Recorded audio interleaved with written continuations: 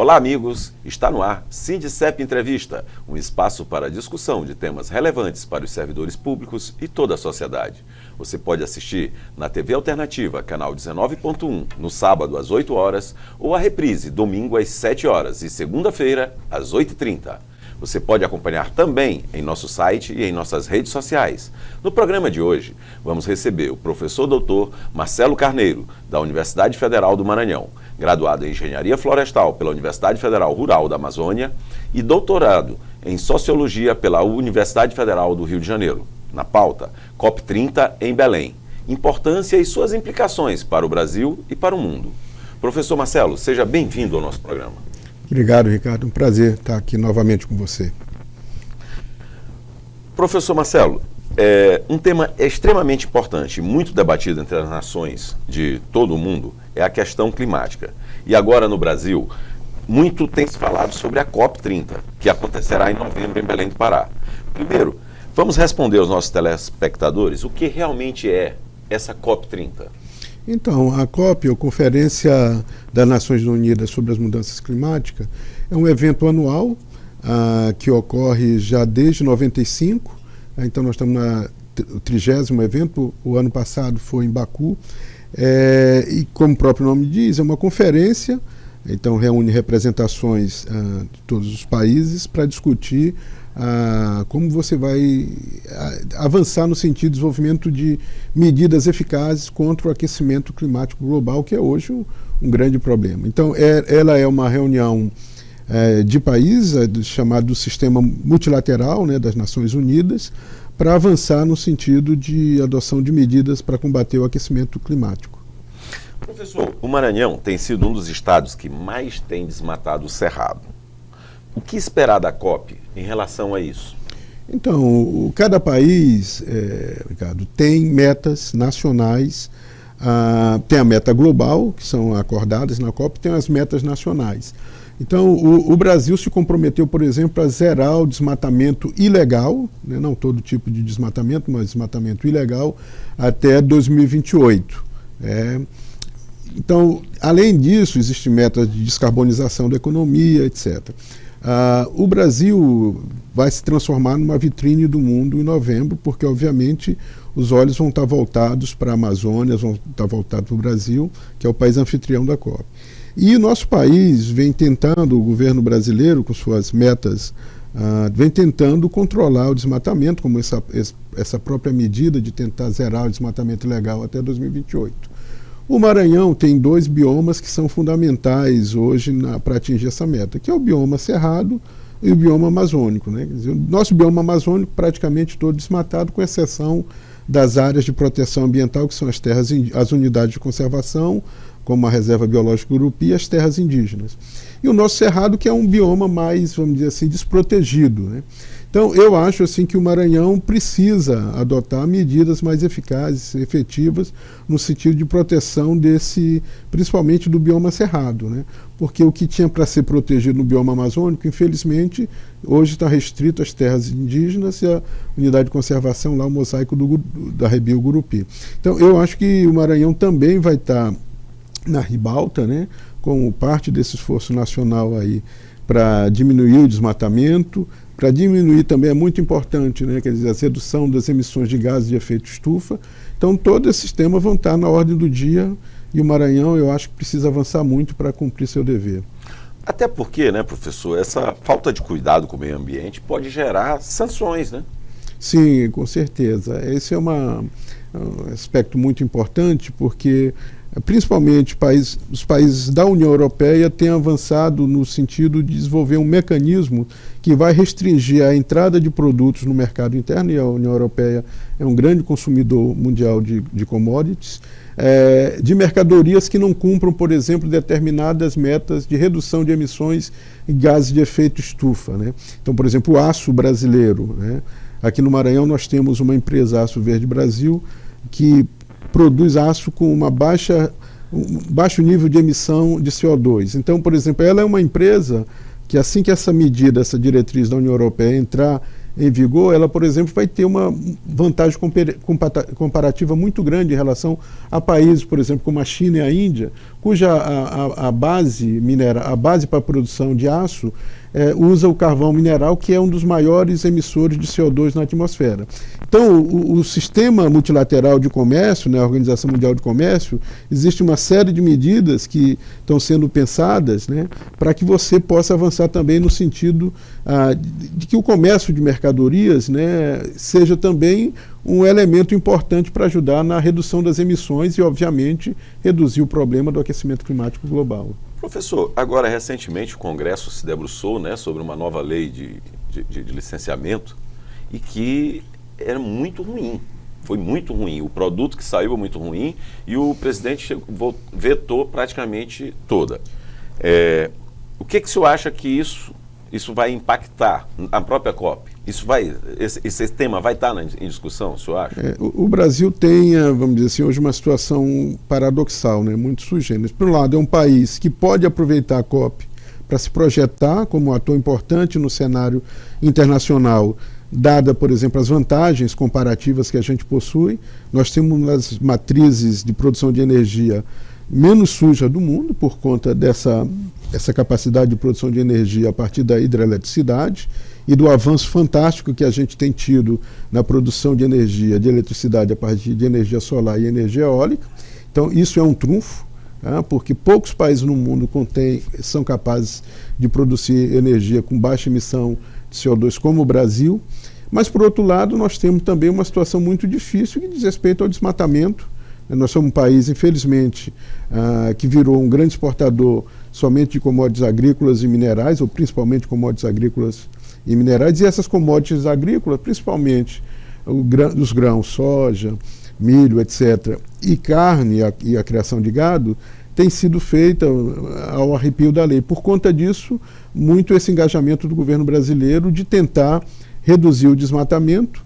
Então, o executivo tem adotado umas posições que são importantes, consideradas até de vanguarda, mas, por outro lado, nosso Congresso é um Congresso muito conservador, tem desenvolvido um conjunto de pautas que são contra o meio ambiente, como essa que você falou, nessa coisa da flexibilização do licenciamento ambiental. A minha expectativa, na verdade, eu acho que a esperança do povo brasileiro é de que os vetos do presidente não sejam derrubados, o que é possível, né? Nós já vimos recentemente derrubar os vetos e aí seria uma catástrofe. Agora, professor, os Estados Unidos têm feito, né, uma série, tem imposto uma série de sanções através de tarifa e inclusive colocou uma investigação do Brasil. E ele alega isso, falta de cuidado com o meio ambiente. Isso não agrava a situação nesse exato momento? Na verdade, a posição dos Estados Unidos é um negócio... É difícil você verificar algum nível de racionalidade Sim. nas ações dos Estados Unidos. Quer dizer, na verdade, o governo norte-americano estabeleceu um conjunto de tarifas de importação de produtos de vários países, alegando várias, por exemplo, recentemente, no caso da Índia, por conta da compra do petróleo russo, do governo brasileiro por conta de suposta violação de direitos humanos, que é uma coisa risível. Quem né? apoia Israel não pode reclamar de direitos humanos. E se tem um país que nos últimos anos tem avançado em políticas efetivas de combate à violência de gênero, à violência étnica, enfim, de uma maneira geral, fortalecendo o seu sistema de proteção de direitos humanos, é o Brasil. Então, os Estados Unidos, né, essa imposição de tarifas, também isso é uma coisa que a gente tinha conversado um pouco antes, né, quer dizer, essa imposição de tarifas, felizmente, hoje a economia brasileira é pouco dependente, né, salvo alguns produtos, do mercado norte-americano, ou seja, a economia brasileira exporta para um conjunto amplo e diversificado de países. Nesse sentido, eu acho que também a gente está melhor posicionado para enfrentar essa situação. Nós vamos fazer um pequeno intervalo e já voltamos. Servidor Público Federal, venha filiar-se ao Sindicep e participe do exclusivo Clube de Benefícios, criado especialmente para você. São dezenas de parceiros, da área médica ao setor de serviços, com descontos especiais para a família Sindicep. Garanta já para você e seus dependentes as vantagens de ser filiado ao Sindicep. Estamos de volta com o professor Dr. Marcelo Carneiro. Professor, ainda falando sobre a COP30, alguns países ricos, e especialmente os Estados Unidos, têm liderado uma onda negacionista e lutado contra os acordos climáticos. Eles estarão em Belém? Pois é, essa é a grande dúvida, né? A diplomacia brasileira aposta que sim, a diplomacia brasileira que é considerada uma diplomacia muito competente, né? De tentar trazer os Estados Unidos para participar. Agora, já visto as declarações, né, do establishment republicano, do establishment ligado ao presidente Donald Trump, que rompeu com os princípios do multilateralismo, né, abandonou a Organização Mundial do Comércio. No primeiro governo Trump já havia rompido com o Acordo de Paris. É muito difícil qualquer engajamento dos Estados Unidos no sentido de, principalmente que é o que se espera da COP em Belém, de mecanismos de financiamento das medidas de mitigação de combate ao aquecimento climático global. Então, na verdade, o que se espera um pouco, o que eu tenho lido, é que China, União Europeia, Índia, junto com o Brasil, assumam um protagonismo até que, por exemplo, você consiga modificar a orientação do governo norte-americano, que, como você falou, é completamente negacionista em termos dessa questão do aquecimento climático global. Então, olhando por esse lado, é melhor ou pior eles virem? Não, todo acordo com a presença norte-americana é importante. Afinal de contas, nós temos... Os Estados Unidos são, per capita, os maiores emissores, né, de gases de efeito estufa. Então, um acordo sem os Estados Unidos, vamos dizer assim, é difícil atingir as metas. Agora, é evidente que também, se eles continuarem rejeitando esses acordos, a tendência é se isolarem. E também, como a gente conversou há pouco, né, na medida em que esses mecanismos do comércio internacional de adoção de barreiras tarifárias contra produtos que não concorram para diminuir, minorar o aquecimento global, a economia norte-americana também pode ser fortemente afetada, né? Agora, professor, temos sentido de forma cada vez mais frequente, né, os efeitos do aquecimento global. O senhor entende que ainda é possível reverter essa tendência? Eu não sou um cientista do clima, né? Então, o que eu vou falar aqui tem muito do que eu tenho lido, né? Então, tem muitos alertas, né, sobre mudanças, algumas de caráter irreversível, que já têm sido observadas, né? Os cientistas falam, os cientistas do clima, no caso, por exemplo, da Amazônia, que a gente estaria, se você não barrar agora as taxas de desmatamento na Amazônia, nós estaríamos chegando num ponto de não retorno, de transformação daquela floresta com aquela biodiversidade fantástica no processo de savanização, né? Então seria um pouco como se o bioma amazônico se convertesse para algo semelhante ao bioma cerrado, né? Então são números, são projeções que estão na mesa, né?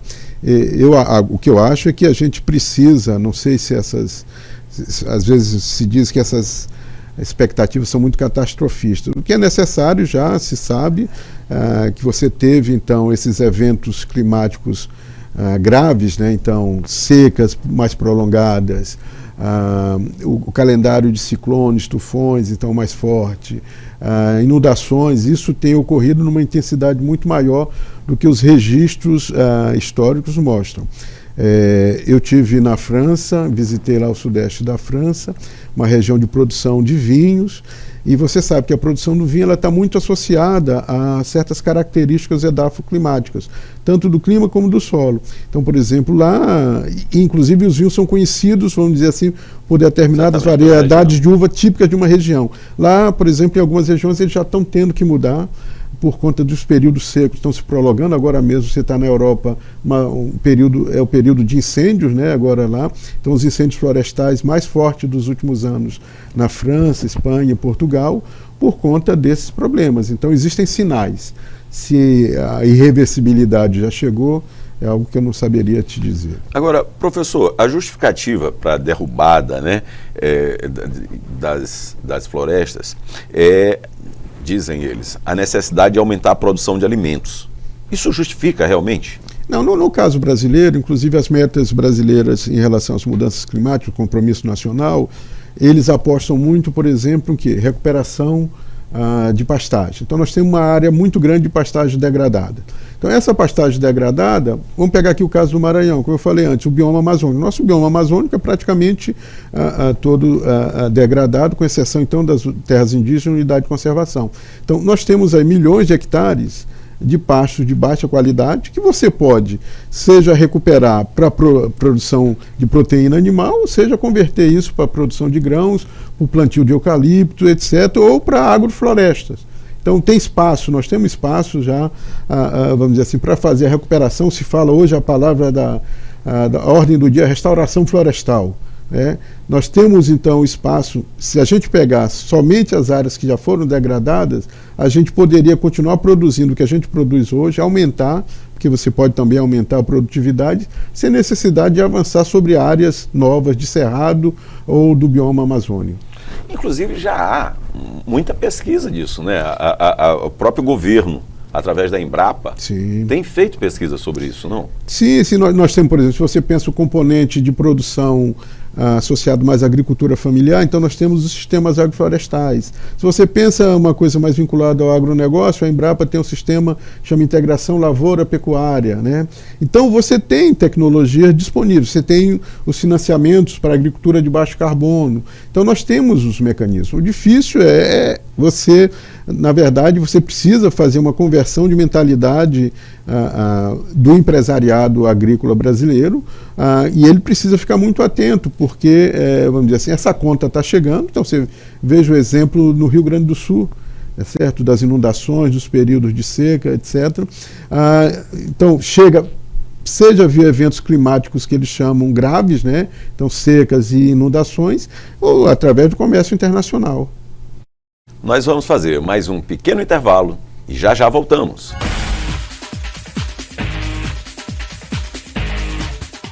Servidor Público Federal, venha filiar-se ao Sindicep e participe do exclusivo Clube de Benefícios, criado especialmente para você. São dezenas de parceiros, da área médica ao setor de serviços, com descontos especiais para a família Sindicep. Garanta já para você e seus dependentes as vantagens de ser filiado ao Sindicep.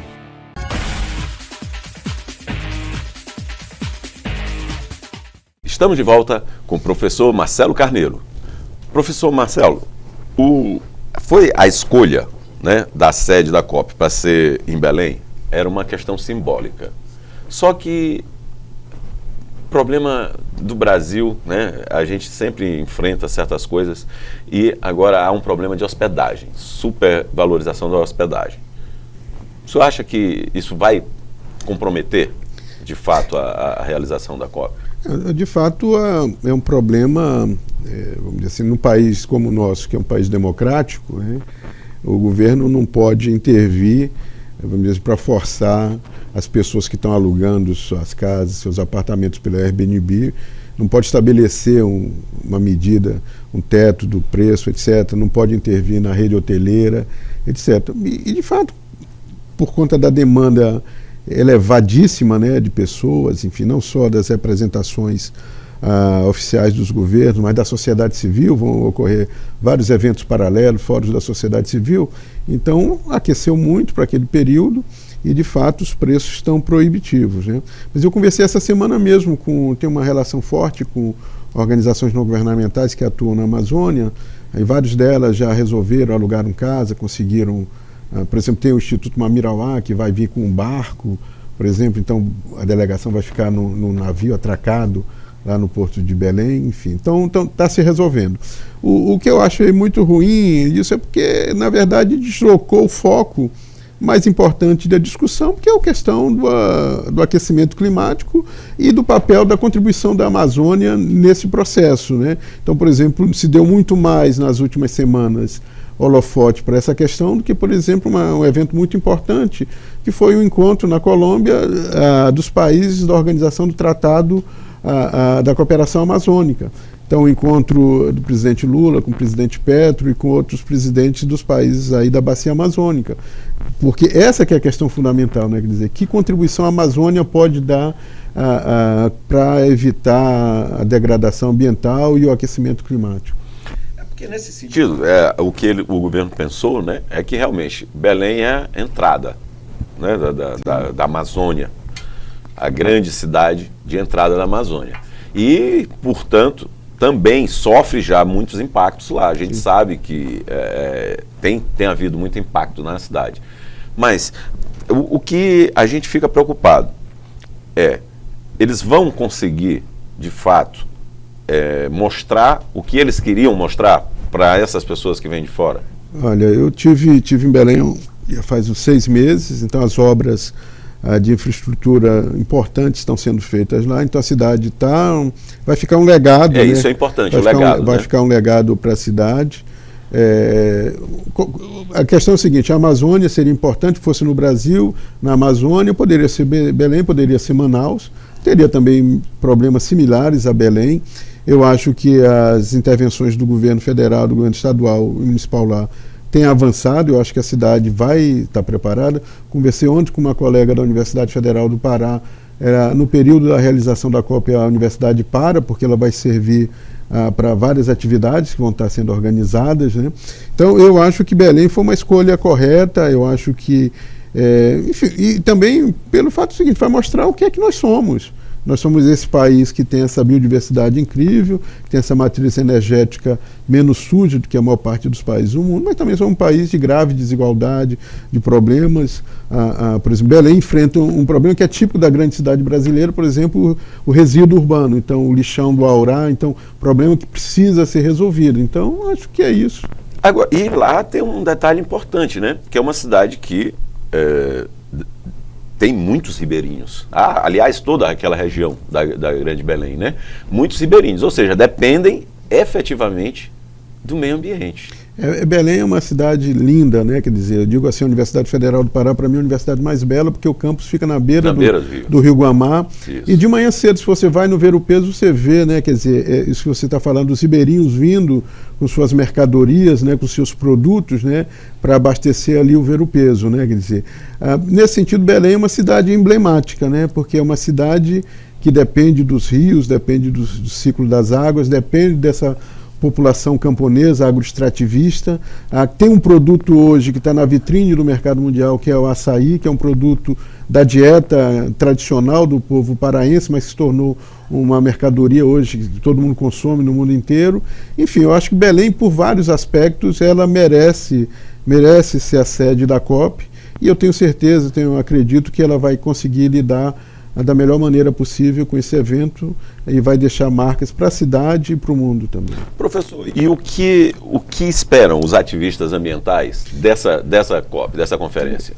Eu acho que aí nós voltamos à questão, que é a questão da dimensão geopolítica, né? Se nós tivéssemos um governo normal nos Estados Unidos, né, eu acho que as expectativas dos movimentos sociais, do ativismo climático transnacional, seria muito mais ambiciosa, o nível de exigência seria muito mais ambicioso. No entanto, como os Estados Unidos hoje, você tem à frente dos Estados Unidos um governo que nega as questões relativas ao aquecimento climático, eu acho também que os movimentos sociais jogam para baixo vamos dizer, suas demandas do ponto de vista das expectativas globais. Em relação ao governo brasileiro, esperam pelo menos estancar. Agora, em relação ao governo brasileiro, não. Aí eu acho que a COP, você vai ver muitas manifestações, inclusive nós da Sociedade Brasileira de Sociologia, a gente está organizando uma série de debates para cobrar do governo medidas efetivas de defesa das populações tradicionais, de diminuir o nível de desmatamento na Amazônia, de preservação da biodiversidade. Então, acho que no plano local as demandas vão continuar elevadas. Mas o senhor acha que, mesmo com a ausência dos Estados Unidos, por exemplo, pode sair algum acordo realmente viável? Então, o que se discute é isso, que você teria na COP Belém, o papel fundamental seria as fontes de financiamento para as medidas de mitigação dos efeitos que já existem do aquecimento climático. Então, alguma coisa deve sair, mas eu acho que a gente não deve ficar muito à expectativa, porque os Estados Unidos, como eu falei antes, é o maior emissor per capita do mundo. Acordo sem eles. Exatamente. Então, infelizmente, a gente tem que esperar as mudanças políticas internas nos Estados Unidos para poder avançar mais nessa agenda. Infelizmente, nosso programa está chegando ao fim. Professor Marcelo, obrigado por suas explicações. Esperamos que o Brasil possa aproveitar esse momento para fortalecer a luta pela preservação ambiental e, principalmente, conseguir parceiros para essa grande jornada contra a devastação ambiental. Queria que o senhor deixasse aqui uma palavra para os nossos telespectadores. Eu acho que é isso, né? Quer dizer, esperança, né? A COP é um momento sempre de renovar as esperanças na capacidade dos governos e sociedade civil transnacionais de tomarem medidas efetivas para enfrentar o problema do aquecimento climático. E eu acho que é nesse sentido que com essa expectativa que a gente espera que o encontro ocorra em novembro em Belém. Queremos agradecer também a companhia de quem nos assiste. Esperamos todos para a próxima edição do Sindicep Entrevista. Até lá!